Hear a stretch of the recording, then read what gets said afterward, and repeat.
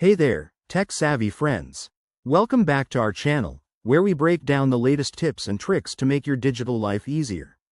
Today, we're tackling a super practical topic: how to transfer money from PayPal to your bank card in 2025.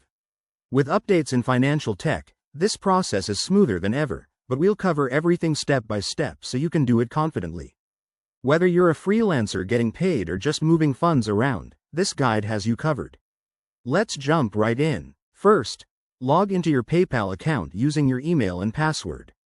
If you haven't already, make sure your account is verified. It's a quick step that ensures smooth transactions. Once you're in, navigate to the Wallet section, usually found on the main dashboard. This is where you'll see your available balance. Next, look for the Transfer Funds or Withdraw Money option. Click on that and select Transfer to Bank. If your bank account isn't linked yet, PayPal will guide you through adding it. Simply enter your bank details and verify via a small test deposit, which might take a day or two. In 2025, many users report faster verification thanks to improved integration with banks. Now, enter the amount you want to transfer. Be sure to check for any fees. For example, in the US, it might cost a small percentage or a flat fee.